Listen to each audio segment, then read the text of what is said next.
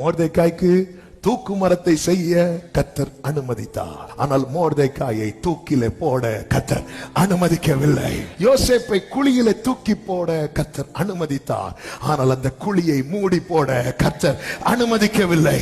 Shadrach, Meshach, ஆபேத்நேகோவை அக்கினி சூளையிலே போட கர்த்தர் அனுமதித்தார். ஆனால் அந்த அக்கினி அவர்களை பலன் செய்ய கர்த்தர் அனுமதிக்கவில்லை. தானியேலை சிங்க கபியிலே தூக்கி போட கர்த்தர் அனுமதித்தார். ஆனால் சிங்கங்கள் அவனை பட்சிக்க கர்த்தர் அனுமதிக்கவில்லை. பேதுருவை தண்ணீரிலே தாழ கர்த்தர் அனுமதித்தார். ஆனால் தண்ணீரிலே மூழ்க கர்த்தர் அனுமதிக்கவில்லை.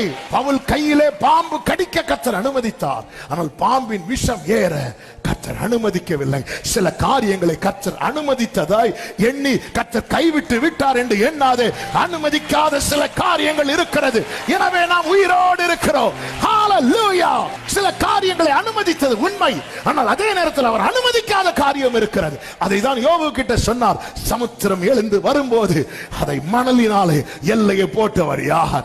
இவ்வளவு பெரிய சமுத்திரத்துக்கு நான் ஒரு எல்லையை போட்டு இருப்பேன் என்றால், யோபுவே, உன் வாழ்க்கையில சிலதை அனுமதித்தது உண்மை. ஆனா சில காரியம் அனுமதிக்காததுனாலதான் இன்னைக்கு நீ சாட்சியா நிக்கிற. எனக்கு ஜீவனை தந்ததும் அல்லாமல் எனக்கு தயவும் பாராட்டினீர். உம்முடைய பராமரிப்பு நல்ல கைகளை தட்டி